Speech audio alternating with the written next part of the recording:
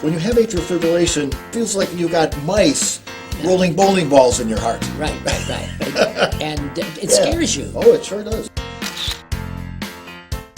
You take your heart for granted until all of a sudden it starts going like this, you know. Had it many times on the airplane. Oh, Many times.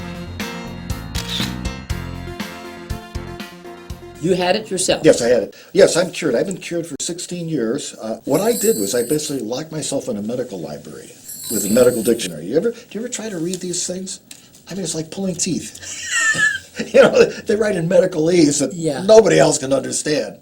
So I sat down there and I read everything for 6 months. Wow. And I read notes and I've got cross-reference. Yes. I did the homework.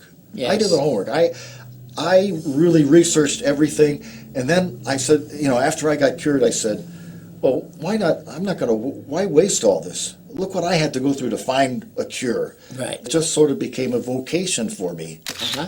The website's been up for about 10 years, A-Fib.com. I see.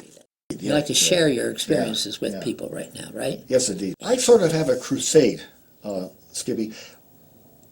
What I see on the internet and in the media today, there's all kinds of misinformation about atrial fibrillation. Misinformation. Yeah. Let me give you an example. Okay.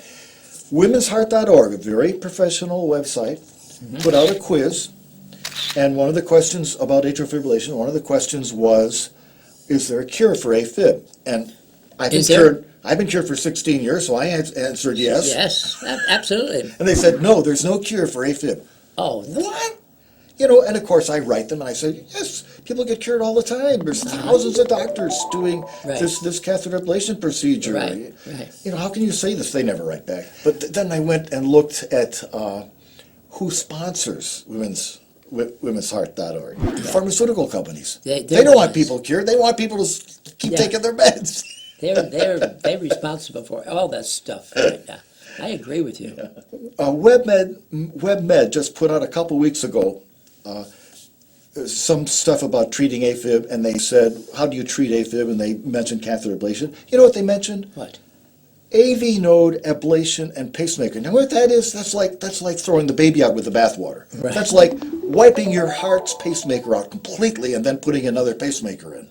Oh. I mean, nobody in their right mind does that. Right, of course not. And that's why you can't trust. I don't want to say everything. So that is upsetting you now, right? Yes, because I'm not saying you can't trust anything, but you got to be really suspicious when you go to the internet, when you go to the media, wherever it is, be suspicious. Yes, that's right. Jane Brody put out an article on the New York Times. She's well known, and she has this doctor who says, once you're cured of A-Fib, like I've been, you still are at a greater risk of stroke than the normal person. I said, what? That's totally bogus. If you don't have A-Fib, you have no more risk of an atrial fibrillation stroke. I mean, by definition, you're not going to get an A-Fib stroke. You can have another stroke, a normal stroke, if there is such a thing as a normal stroke, but so can anybody else. You're like a normal person. Right. And you're out there right now, out here telling us the truth about it all. It's a good lesson. Absolutely, yes. Knowledge is power. Knowledge dispels fear and gives control. Yes, that's right.